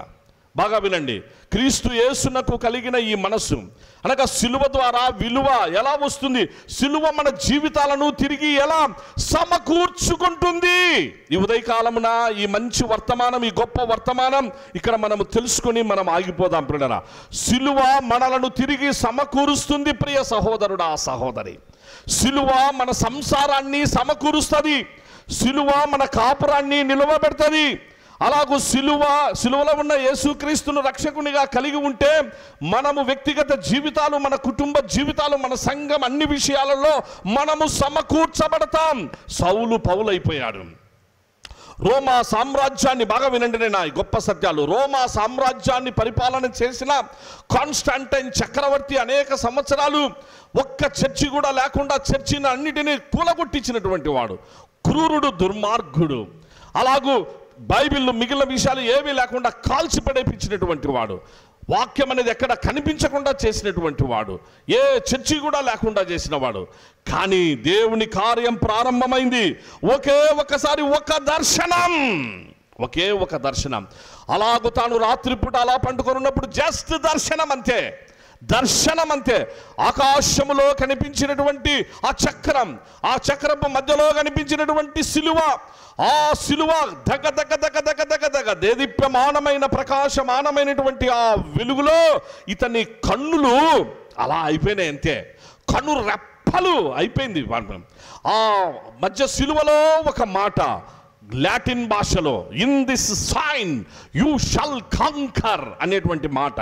In this sign you shall come అనగా ఈ గుర్తు పైన నీకు విజయం వస్తుంది. అంతే, మారిపోయినాడు. ఆ గుర్తును చూసినాడు, అది సిలువ గుర్తు. వాళ్ళ అమ్మ దగ్గరికి వచ్చినాడు, హెలెనమ్మ దగ్గరికి. అమ్మా, నాకు ఇది జరిగింది నాన్న, యేసయ్య నీకు దర్శనం ఇచ్చాను నాన్న. ఆయన దర్శనం సిలువ దర్శనం. నాయనా, మారిపో కుమారుడా, నేను మారాను, నీకు చెప్పాను. అంతే అంటావమ్మా. నిజంగా అయితే మామూలుగా ఆ పేరు పలకడినప్పుడే చంపుతాడు అనమాట. ఎంతోమందిని చంపినవాడు. తల్లి నోట నుండి యేసయ్య సిలువ ప్రేమ మా పలుకులు వస్తా అంటే అలాగూ తన జీవితం మారిపోయింది. చిన్న పిల్లాడిలాగా ఏడ్చినాడు, పశ్చాత్తాపడ్డాడు. ఆ సిలువ ఆయన జీవితాన్ని మార్చేసింది. అంత క్రూరుడు. ఆయన మారడం కాదు ప్రియులారా, ఒక శాసనం, ఎడిక్ట్ ఆఫ్ మిలాన్. ఆ ఎడిక్ట్ ఆఫ్ మిలాన్లో ఇదిగో రోమా సామ్రాజ్యం, ఇప్పుడు వినండి, ఇంకా టైం అవుతుంది. రోమా సామ్రాజ్య వాసులారా, రోమా సామ్రాజ్యంలో ఉన్నటువంటి, అప్పుడు రోమా సామ్రాజ్యమే ఈ ప్రపంచాన్ని పరిపాలిస్తున్నటువంటి మహా సామ్రాజ్యాల్లో ప్రారంభము నుంచి బైబిల్లో మనం తీసుకుంటూ వస్తే ఆ మహా సామ్రాజ్యాలు దాదాపు 7 సామ్రాజ్యాలు ఉండేటువంటి చివరి సామ్రాజ్యం యేసుక్రీస్తు ప్రభు కాలం నాటికి రోమా మహా సామ్రాజ్యం. ఆ మహా సామ్రాజ్యాన్ని కొనసాగించుకుంటూ వచ్చినటువంటి కాన్స్టాంటైన్ చక్రవర్తి జీవితంలో మార్పు వస్తే ఒక శాసనం అంటాడు, నా సామ్రాజ్యంలోని పౌరులందరూ మారిపోవాలి, క్రైస్తవులుగా మారాలి. మతము కాదు, అప్పుడు మతం లేదు, వాళ్ళకు ఉండింది మతం. రోమా సామ్రాజ్యాధిపతులకు ఉండింది మతం. వాళ్ళు మతాసక్తి కలిగిన వారు, సూర్య ఆరాధన, చంద్ర ఆరాధనలు చేసేటువంటి వాళ్ళు. అందుకే సండే, SUN సండే అంటే ఆదివారము, రవివారము అని చెప్పేసాను. అనగా సూర్య ఆరాధన చేసే దినమని. మండే, మూండే చంద్రుని ఆరాధన వాళ్ళు పెట్టినటువంటి అవన్నీ కూడా వాస్తవంగా ఉండేటువంటి ఆ వారములలో పేర్లు అక్కడి నుంచి వచ్చినటువంటివి, రోమన్ నెంబర్లో నుంచి. అలాంటి ఆరాధన. కానీ మారిపోయిన కాన్స్టాంటైన్ చక్రవర్తి యేసుక్రీస్తు ప్రభుని గురించి ప్రకటన చేస్తూ నా రాజ్యంలో అందరూ క్రైస్తవులుగా మారాలి చెప్పేసినాడు. మతం మారమని కాదు, కానీ అపవాది నెక్స్ట్ వచ్చిన కాలంలో అపవాది ఆ రోజు ఏదైనా తోటలో దేవుని పిల్లలను మోసగించి వారి సంసార జీవితాన్ని, కాపురాన్ని, పచ్చని కాపురంలో చిచ్చుపెట్టినటువంటి అపవాది నెక్స్ట్ రోమా మహా సామ్రాజ్యాన్ని ఆత్మీయంగా మలచాలని ఒక ఎడిక్ట్ ఆఫ్ మిలాన్ శాసనం జారీ చేస్తే 325లో కౌన్సిల్ ఆఫ్ నైసియా ఏర్పాటు చేసి, కౌన్సిల్ ఆఫ్ నైసియాలో లెంట్ డేస్ 40 దినాలు ఏర్పాటు చేసిన మహానుభావుడు కాన్స్టాంటైన్ చక్రవర్తి. ఆదివారం సెలవు దినం, ఆరాధన ఉండాలి, ప్రపంచమంతా ఉండాలని అఫీషియల్ డిక్లరేషన్ పైన సంతకం పెట్టినటువంటి రోమా సామ్రాజ్యపు చక్రవర్తి ఆయన. ఎందును బట్టి సిలువ మార్చేసింది, యేసయ్య మార్చినట్టు పిల్లరా. అందరూ ఒకసారి గట్టిగా హల్లెలూయా చెప్దాం. అలాగూ 40 దినాలు ప్రవేశపెట్టింది ఆయన. చరిత్రలోనికి వచ్చినాయి, ఊరికి మామూలు విషయం కాదు. తెలియక మిడిమిడి జ్ఞానముతో అజ్ఞానముతో వీటిని గురించిన విషయాల్లో వేరే భావాలు కలిగి ఉంటే దానికి ఎవరం ఏం చేయలేం. నెక్స్ట్ గుడ్ ఫ్రైడే, అప్పుడు ఏమీ లేదు, ఎలా చేయాలి?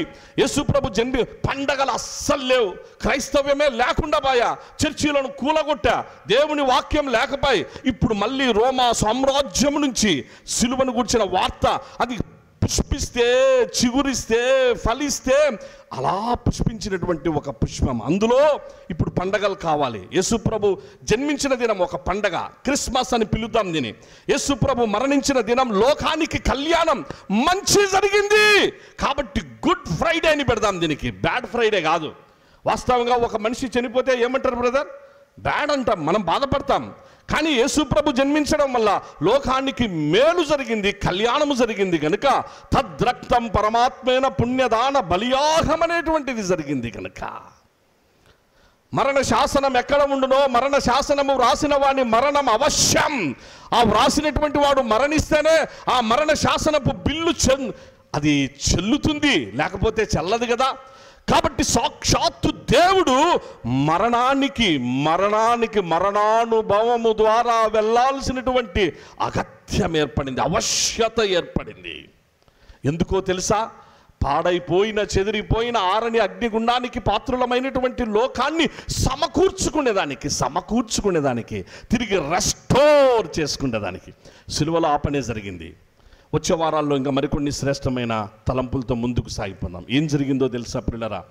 ఒక్కసారి చూడండి యేసుప్రభు సిలువ యొక్క దృశ్యం బాగా మంచిగా. ఒక్కసారి యేసుప్రభు సిలువ 1 2 3 4 5 6 7 అది మనకు టక టక టక టక టక టక పడిపోవాలి మన స్క్రీన్లో, మన మైండ్ అనే స్క్రీన్లో పడిపోవాలి. సిలువ దగ్గర స్కాన్ చేయబడుతున్నప్పుడు క్రాస్ దగ్గర 1 2 3 4 5 6 and 7 అయిపోయింది. ఆ తరువాత పైన ఒక శాసనం, ఇది సిలువ, ఆ పైన ఒక శాసనం సపరేట్గా, యూదుల రాజగు నజరేయుడైన యేసు. శ్రేష్టమైన వర్తమానం గత వారంలో విన్నాం మనం. ఏంటి దాని యొక్క అర్థం? ఏంటి INRI? ఏంటి ఆ పదాలు? 3 భాషలు. మనం పోయిన వారం ఆ వర్తమానాన్ని విన్నాం. నజరేయుడు ఎవరు? ఏంటి ఆ నజరేతు? ఏంటి ఆ యెషయి మొద్దులో నుండి వేరు ఎలా ఫలిస్తుంది? ఏంటి అంకురం? ఏంటి ఆ నజార్? ఏంటి ఆ నజరేతు? ఇప్పుడు అదే నజరేతు దగ్గరికి నెక్స్ట్ రాబోవు యేసుప్రభు రెండవ రాకడ. ఆ ప్రవచనాత్మకంగా యెషయి గారు పలికినటువంటి పలుకులు, ఎవరైతే యెషయి మొద్దును చూస్తారో, ఆ వేరును ఎవరు చూస్తారో, ఆ అంకురాన్ని ఎవరైతే కలిగి ఉంటారో, ఆ యెషయి మొద్దు అయినటువంటి యేసుక్రీస్తును, నజరేయుడైన యేసుక్రీస్తును విలాసం రాయబడింది. The Jesus of Nazareth, the king of juice రాయబడింది. ఆ యేసయ్య వైపు చూసినటువంటి వారికి, నజరేయుడైన యేసు వైపు చూసిన వారు ఫలిస్తారు, పుష్పిస్తారు, అలాగూ వారు అంకురిస్తారు. రేపు రాబో కాలంలో ఆ నజరేయుడైన యేసే రాజులకు రాజై, ప్రభులకు ప్రభువై అడ్మినిస్ట్రేషన్ చేస్తాడు. ఆయన అడ్మినిస్ట్రేషన్ చేస్తాడు. సముద్రము జలముతో నిండి ఉన్నట్టు దేవుని పిల్లలు దేవుని జ్ఞానముతో నింపబడతారు. ఆ నజరేయుడైన యేసు రాజ్య పరిపాలన జరుగుతుందన్న విషయాలు యెషయి గారు ప్రవచనాత్మకంగా 11వ అధ్యాయంలో వ్రాయించినాడు. తిరిగి రెస్టోర్ కావాలి. సింహం మళ్ళీ మన మధ్యలోనికి రావాలి. నాగుపాము మనతో ఆడుకోవాలి. చిన్న పిల్లోడు నాగుపాముతో ఆడుకోవాలి. సింహము గొర్రెపిల్ల కలిసి ఒక చోట నివాసం చేయాలి. ఒకప్పుడు ఏదేను అనుభవం, ఒకప్పుడు ప్రకృతి అనుభవం, ఒకప్పుడు దేవుని సృష్టిలో ఉన్నటువంటి పాపము లేని అనుభవం. పాపము తెచ్చుకొని వికృతిగా మారిపోయి సింహాన్ని చూసి భయపడే పరిస్థితి, ఒక నక్కను చూసి భయపడే పరిస్థితి, ఒక కుక్కను చూసి భయపడేటువంటి పరిస్థితి, చిన్న చిన్న జంతువులను చూసి, అలాగూ కొన్ని పక్షులను కూడా చూసి భయపడేటువంటి అలాగూ దిగజారిపోయిన స్థితిలోనికి మానవులమైన మనమొచ్చాం. మన కోసం వాటన్నిటినీ దేవుడు చేస్తే ఇవాళ జంతువులకు భయపడుతున్నాం, పక్షులకు భయపడుతున్నాం, సృష్టిలో ఉన్న మిగిలిన వాటన్నిటికీ భయపడి వణికిపోతూ చచ్చిపోతున్నాం. ఇంకా బాధ ఏమిటంటే లాస్ట్కు మనుషులమైన మనమే మనుషులం ఒకరినొకరు చూసుకొని వణికిపోతూ ఉన్నాం. భర్తను చూసే భార్య వణికిపోతా ఉంటుంది, కొందరి జీవితాల్లో భార్యలను చూసి భర్తలు కూడా వణికిపోయే వాళ్ళు ఉన్నారు. సమస్యలు అట్లున్నాయి, పరిస్థితులు అట్లున్నాయి. చాలా బాధాకరం. సమాజం, దేశం ఎక్కడొచ్చినా సేఫ్టీ లేని, సెక్యూరిటీ లేనటువంటి పరిస్థితి. మన పిల్లలు మన అనంతపురంలో, మన కల్లేదుట, మన సాయినగర్లో, మన జీసస్ నగర్లో, మన ఏడీసీసీ బ్యాంక్ కాలనీలో, మన రుద్రంపేటలో, మన యొక్క మున్నా నగర్లో, మన 4th రోడ్లో, మన కల్లేదుట పుట్టిన మన పిల్లలు, మన ఆడపిల్లలు, మన పిల్లలు, మన కుమార్తెలు ధైర్యంగా రాత్రి 12 గంటలప్పుడు బస్ స్టాండ్కు వెళ్ళి బస్ ఎక్కిపోగలరా? ఇంట్లో మనం వచ్చేసేసి బాయ్ చెప్పి పోయిరాపోండన్నా, వెళ్ళేసేసేసి మంచిగా నువ్వు హైదరాబాదు పోతున్నావు, బెంగళూరు పోతున్నావు, ఇంకే ప్లేస్ పోయిరాపో అని చెప్పేసి ఇంట్లో నుంచి పంపించే పరిస్థితి ఉందా? ఒక్కసారి గుండె మీద చేసుకొని చెప్పండి పిల్లరా, ఎక్కడున్నాం మనం? ఇదే సేఫ్టీ అంటే? ఇదే దేశ రక్షణ, దేశ భద్రత, దేశం మనకున్నటువంటి మన సమాజంలో మనకున్నటువంటి నిజమైన ఇండిపెండెన్స్, నిజమైన స్వేచ్ఛ, స్వాతంత్రాలు అంటే ఇదేనా?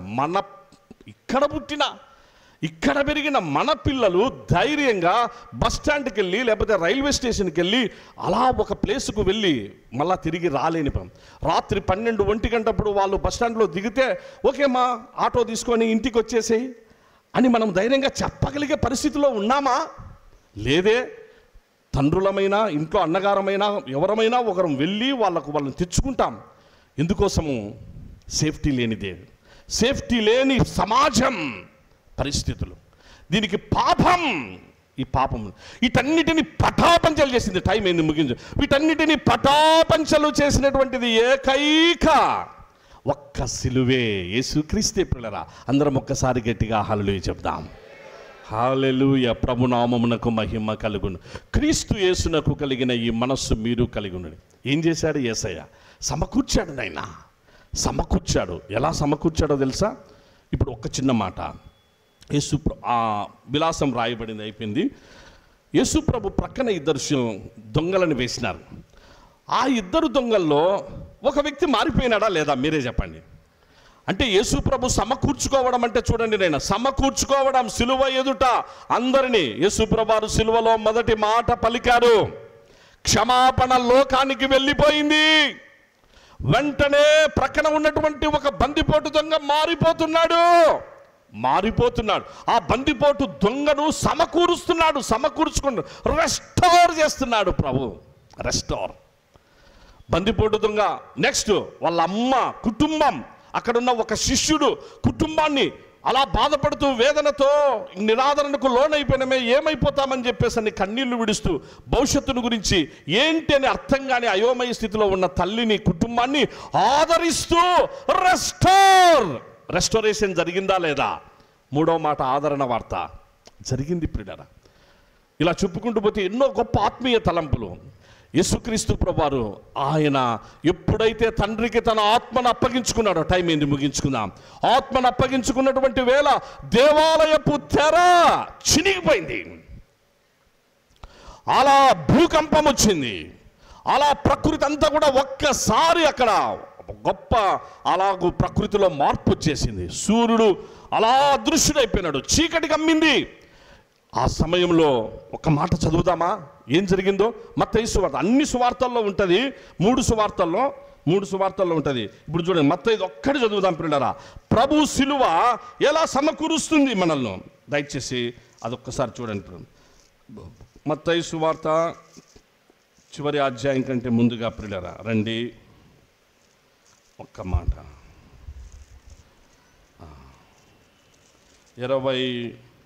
27వ అధ్యాయము 52 యేసు బిగ్గరగా కేక వేసి ప్రాణం విడిచెను. అప్పుడు దేవాలయపు తెర పైనుండి క్రింది వరకు 2గా చినిగెను.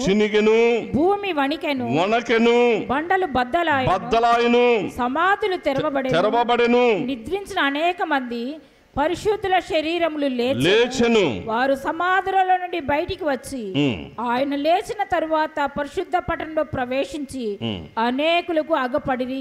ఇప్పుడు ఏం జరిగింది? 54 అందరూ చూడండి పిల్లరా, ఏం జరిగింది? సమకూరుస్తున్నాడు. సిలువ సిలువ ప్రేమ ఎంత సమకూరుస్తుందో చూడండి. శతాధిపతియు అనగా రోమా సామ్రాజ్యపు శతాధిపతియు అతనితో కూడా యేసునకు కావలి ఉన్నవారును భూకంపమును జరిగిన కార్యములన్నిటినీ చూచి మిక్కిలి భయపడి సిలువ ఎదుట భయం, యేసు ప్రభు సిలువ ఎదుట భయం, పిల్లరా భయపడి ఏమంటున్నారు? నిజముగా ఈయన దేవుని కుమారుడని చెప్పుకొని అందరం ఒకసారి గట్టిగా హల్లెలూయా చెప్దాం పిల్లరా. మరొక్కసారినైనా హల్లెలూయా. కళ్ళు మూసుకోండి పిల్లరా, దయచేసి కళ్ళు మూసుకోండి.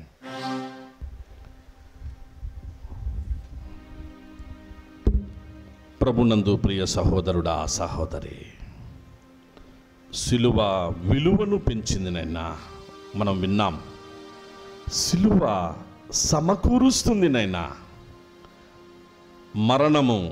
మరణ బలము గలవానిని, మరణము నుండి బంధింపబడిన వాను విడిపించి సమకూర్చుట ఒక్క యేసయ్యకే సాధ్యం, ఆయన సిలువకే సాధ్యం. కాన్స్టాంటైన్ చక్రవర్తిని మార్చిన యేసయ్య, పౌలు జీవితాన్ని మార్చిన యేసయ్య, సిలువ ఎదుట ప్రక్కనున్న బందిపోటు దొంగను మార్చిన యేసయ్య, సమకూర్చిన యేసయ్య, ప్రక్కన ఉన్నటువంటి రోమా సామ్రాజ్యపు శతాధిపతిని జీవితాన్ని మార్చిన యేసయ్య, కావలి వారి జీవితాలను మార్చిన యేసయ్య, సమకూర్చిన యేసయ్య సిలువ ఎదుట. అలాగూ అందరినీ, అక్కడికి వచ్చిన స్త్రీలను సమకూర్చిన యేసయ్య, తిరిగి యేసు ప్రభు పునరుద్ధానంలో ఆ స్త్రీలను పాల్గొనేటట్లు చేసిన యేసయ్య సిలువ ప్రేమ, తిరిగి పరిశుద్ధాత్మ శక్తి చేత పెంతెకోస్తు పండుగ దినాన నింపబడుటకు కృప ఇచ్చిన యేసయ్య సిలువ ప్రేమ, సమకూర్చిన ప్రేమ.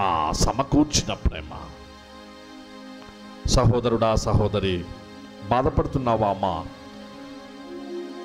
సహోదరుడా, దయచేసి బాధపడొద్దు ప్లీజ్. నీ సంసారం ఏదైనా ఇబ్బంది కలిగిందా? యాకోబు తన ఫ్యామిలీని డిస్టర్బ్ చేసుకోబోతున్నాడు. రాహేలమ్మ కోపగించుకునింది, యాకోబు కోపగించుకున్నాడు. రాహేలమ్మ సూసైడ్ చేసుకుంటానింది బైబిల్లో. యాకోబు చాలా కోపగించుకున్నాడు. తొందరపడ్డారు. ఆ తొందరపాటుతో రాహేలమ్మ తప్పు చేసింది. తన దాసిని భార్యగా చేసుకోమని చెప్పింది. యాకోబు భార్యగా చేసుకున్నాడు.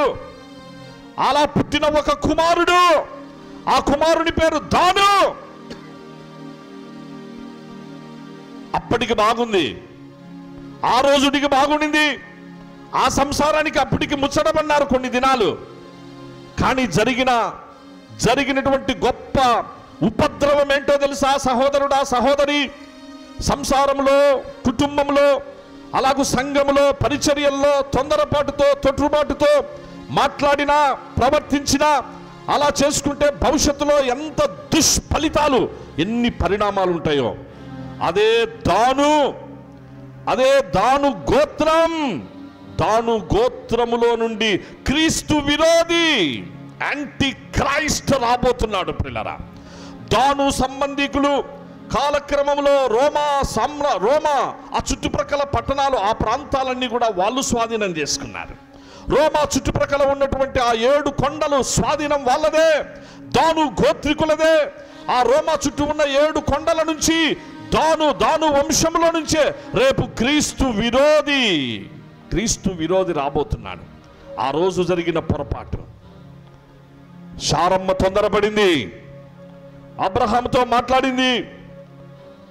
అబ్రహాము భర్తను వేరే విధంగా తన మైండ్ మార్చింది.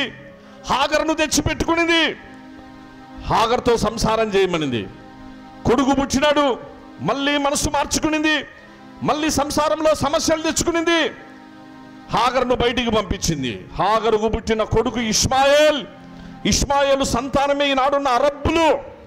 ఈనాడు ఆ ప్రాంతాల్లో దేవుని ప్రజలకు, క్రైస్తవులకు, అలాగూ దేవుని పిల్లలైన వారికి వ్యతిరేకమైనటువంటి జనాంగం, శత్రువులుగా మారిన వారు చరిత్ర పిల్లరా ఇది. ఒక్కసారి నీ సంసారంలో, ఒక్కసారి నీ కాపురంలో తొందరపడి నీ భార్యను దూషించి నీ భార్య హృదయాన్ని గాయపరిస్తే ఫలితం ఘోరంగా ఉంటుంది ప్రియ సహోదరుడా, గుర్తుపెట్టుకో. భార్యను కొట్టడం ఇది ఇంకా దుర్మార్గం. భార్యను కొడుతున్నావంటే నిన్ను నీవు కొట్టుకుంటున్నావు, అది నీకు తెలియడంలే. నువ్వేదో పెద్ద గొప్ప అనుకుంటున్నావు. ఇంకా ఏదో చేస్తే నా భార్య నేను ఇంకా నువ్వు ఏం చేసి ఆ స్త్రీని, ఎందుకంటే నీతో ఆమె సమానం. ఏం చేసినా నిన్ను నీవు కొట్టుకుంటున్నావు, నిన్ను నీవు హింసించుకుంటున్నావు, నిన్ను నీవు నాశనానికి తెచ్చుకుంటున్నావు. ఉత్తాపని.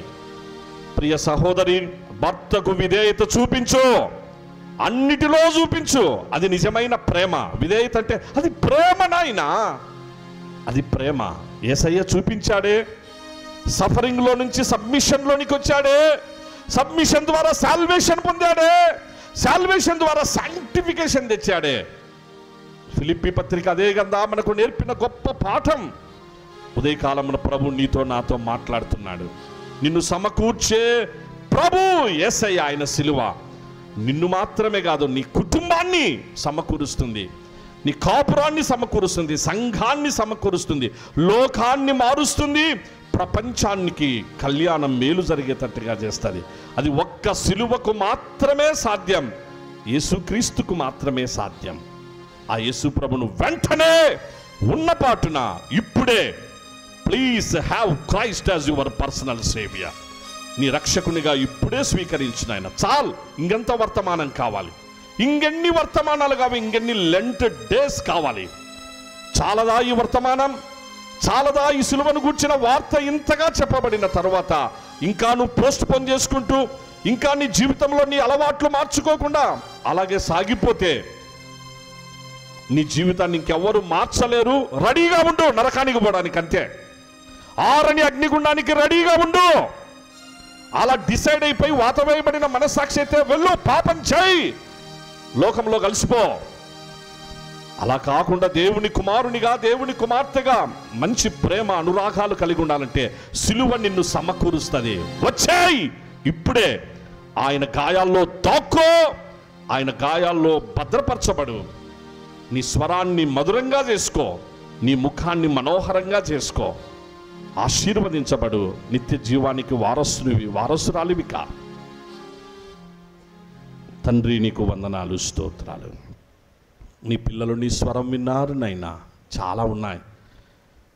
మీరే నేర్పించండి ప్రభువా, మీరు మాట్లాడండి. వారిని హృదయాలను తండ్రి మీరే సమకూర్చండి. ఎక్కడెక్కడ చెదిరిపోతున్నారో, ఎక్కడ దూరం అయిపోతున్నారో తిరిగి సిలువ ప్రేమ చేత వారిని సమకూర్చి, శతాధిపతి సమకూర్చబడినట్లుగా, కావలివారు సమకూర్చబడినట్లుగా, బందిపోటు దొంగ సమకూర్చబడినట్లుగా, కుటుంబం సమకూర్చబడినట్లుగా, లోకం ప్రపంచం సమకూర్చబడినట్లుగా, చరిత్ర మారిపోయినట్లుగా ఇక్కడ ఇదిగో నీ పిల్లలు నీ స్వరం విన్నారు.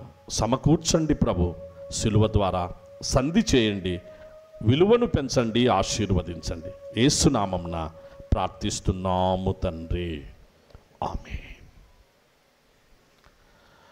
Thank you one and all. God bless you. నామమునకు మహిమ కలుగునుగాక. ప్రభునందు ప్రియ సంఘమా, మనమందరం సమాధానంగా సెలవు తీసుకుందాం.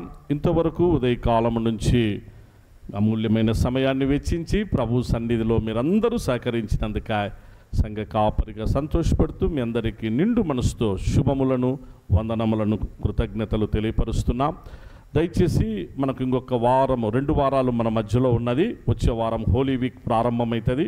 ఈ వారంలో రేపటి దినము పాస్టర్ గారే లెంట్ డేస్, రేపు వాక్యము పాస్టర్ గారు అందిస్తారు సోమవారం రేపటి దినాన. ఇంకా ఎవరైనా ఆసక్తి కలిగినటువంటి వారు దయచేసి ఏ ఒక్కరూ మిస్ కావద్దు. మొన్న కూడా అనౌన్స్మెంట్ ఇచ్చాం. ఎవరైనా ఆసక్తి కలిగి వాక్యం అందించాలని అంటే ఈ వారమే సమయం ఉంది కనుక దయచేసి అటువంటి వాళ్ళు సెక్రటరీ గారిని కానీ లేదా నన్ను కానీ మాకు ఆ విషయాలు తెలియపరిచి మీరు వాక్య పరిచర్య కొరకు సిద్ధపడాలి అని మనవి చేస్తుంటున్నాం. దయచేసి వారపు ఆరాధనలు అన్నిట్లో అందరూ పాల్గొని ప్రభువును మహిమపరచాలని కోరుతుంటున్నాం. ఒక చిన్న విషయం ఏంటంటే, ఇప్పుడు మనం యెషయా గ్రంథములో చదువుకున్నాం కదా, very shortly that incident is going to take place. సింహం మళ్ళా గడ్డి మేసే టైం దగ్గరికి వస్తుంది పిల్లల, త్వరలో వస్తుంది అది. యేసు ప్రభు 2వ రాకడలో అదే జరుగుతుంది. అది జరగడానికి ఇవన్నీ కూడా సూచనలు. మనం చాలా దగ్గరికి వచ్చాం, చాలా దగ్గర ఎడ్జ్లో ఉన్నాం, మనం అంచుల్లో ఉన్నాం. ఇప్పుడు న్యూటన్ గారు మహాశయుడు, ఆయన చెప్పినట్టుగా లెటర్స్ ఆఫ్ న్యూటన్ పరిశోధనలో అంటాడు కదా, ఆయన పరిశోధనలో భాగం మనం చూస్తే చాలా దగ్గరికి వచ్చినాం. ఆ యొక్క యుగ సమాప్తికి, ప్రభు రాకడకు దగ్గరలో ఉన్నాం. కాబట్టి అట్టి మంచి లోకాన్ని, ఆ మహాలోకాన్ని, క్రొత్త ఆకాశం, క్రొత్త భూమి, అందరము హ్యాపీగా ఉండాలి అని అంటే ప్రభు పనిలో, ప్రభు పరిచర్యలో ఎవ్వరు ఒకరినొకరు అపార్థాలు చేసుకోకుండా ప్రేమ కలిగి, సర్దుబాటు కలిగి, క్షమించుకొని సహకరించుకొని దయచేసి అందరం ముందుకు సాగిపోదాం. ప్రార్థన చేసుకుందాం. పరిశుద్ధుడైన మా తండ్రి, గొప్ప దేవా, నీకు వందనాలు, స్తోత్రాలు చెల్లిస్తున్నాం. ఉదయకాలం నుంచి ఇంతవరకు నీ సన్నిధి కాంతి మాకు తోడుగా ఉంచినందుకు వందనములు నైనా.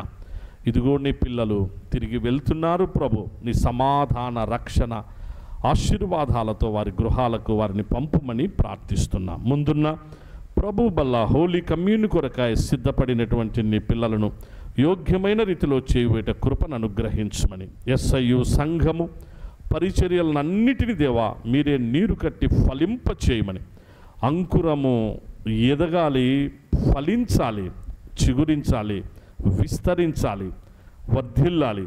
అలాగూ తండ్రి SIU సంఘ పరిచర్యలన్నిటినీ విశాలపరిచి మీరే మహిమ పొందుమని, అందరినీ, అన్ని కుటుంబాలను కాపాడి ఆశీర్వదించమని, నీ మహిమలో అందరినీ దీవించమని, ప్రేమామయుడు, ఆశ్చర్యకరుడు, త్వరలో మా కొరకు రానై ఉన్న యేసుక్రీస్తు వారి ఆశ్చర్యకరమైన శక్తివంతమైన నామమందే దీన మనసుతో స్తుతించి ప్రార్థించి వేడుకుంటున్నాం మా తండ్రి.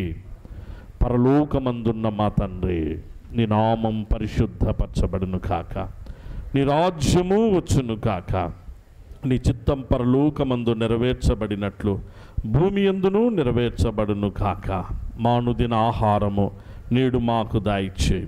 మా రుణస్థులను మేము క్షమించి ఉన్న ప్రకారం మా రుణములను క్షమించుము.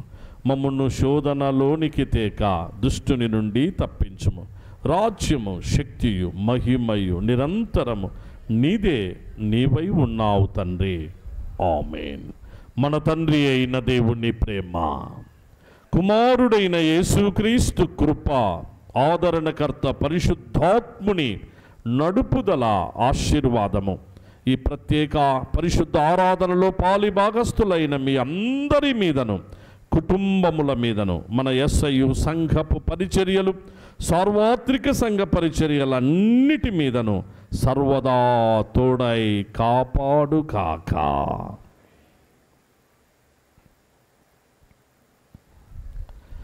అందరికీ వందనాలు.